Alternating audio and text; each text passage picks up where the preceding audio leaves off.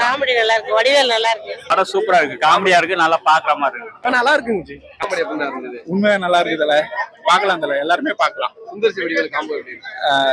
நம்மளுக்கு வடிவேல் தான் மெயினே.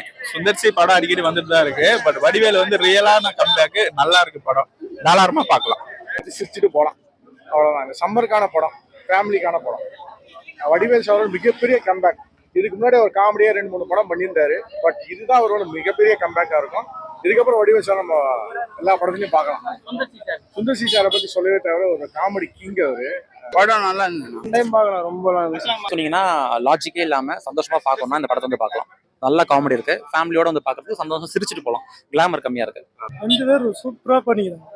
நல்லா இருக்கு, நல்லா இருக்கு. காமெடி ஒர்க் அவுட் ஆயிருக்கா? நல்லா இருக்கு, நல்லா இருக்கு. காமெடி ஒர்க் அவுட் இருக்கு. வடிவேலுக்காக வந்து பார்க்கலாம், சுந்தர்சிக்காக வந்து பார்க்கலாம், ஜாலியா பார்க்கலாம். அந்த மாதிரி இருக்கு. ஃபேமிலி எல்லாமே பார்க்கலாம். படம் நல்லா இருக்கு. இது ரொம்ப நாள் கழிச்சு ஒரு நல்ல காமெடி படம் பார்த்த ஃபீல் இருக்கு தல. உண்மையா நல்லா இருக்கு, காமெடியா இருக்கு. ஃபேமிலியன்ஸா வந்து பார்க்கலாம். ஃபேமிலியோட வரலாம் பார்த்து. சோ ஃபேமிலியோட வந்து இந்த படத்தை வந்து கண்டிப்பா பார்க்கலாம். ரொம்ப நல்லா இருக்கு. நல்லா சூப்பரா காமெடியா இருந்துச்சு.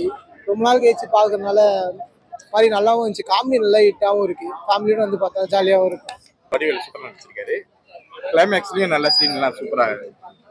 செகண்ட் ஹாஃப் கம்பேர் பண்றதால ஃபர்ஸ்ட் ஹாஃப் லாகா இருக்கிற மாதிரி நம்மளுக்கு தோணுது. ஏன்னா செகண்ட் ஹாஃப் சரன்னு போற மாதிரி இருக்கும். ஃபுல்லா த்ரூ அவுட்டா காமெடி இருக்கிறதால ஃபர்ஸ்ட் ஹாஃப் லாகா இருக்கிற மாதிரி இருக்கும். ஆகி எதுவுமே இல்லை ப்ரோ, நல்லா ஜாலியா போச்சு. நல்லா சூப்பர்.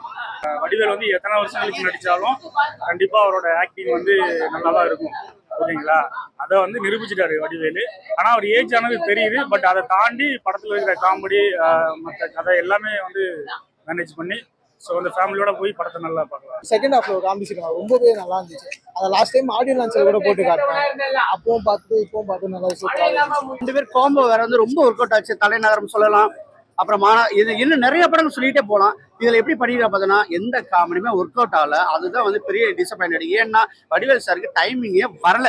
டைமிங்ல ரொம்ப மிஸ். ஒருவேளை ஏஜ் ஆனதுனால நினைக்கல, அந்த ஒரு மாடுலேஷனே வரல. என்னென்னமோ ட்ரை பண்றப்பல அது அந்த லிப்லயே வந்து பேசுவாங்க இல்லையா, ஸோ அதெல்லாம் பேசி எதுவுமே ஒர்க் அவுட் ஆகலன்னு சொல்ல முடியாது.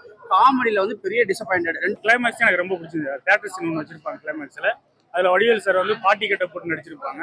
ஸோ அது வந்து நல்லாவே இருக்கும். அதே மாதிரி ஒருத்தர் அவர் பேர் மறந்து வச்சு ஐயம்பெருமாள் நினைக்கிறேன் அவர் பேரு, அவரும் லேடி கட்ட போட்டு நடிச்சிருப்பாரு. ஸோ வந்து நல்லாவே ஒர்க் அவுட் நல்லா பண்ணியிருக்காங்க.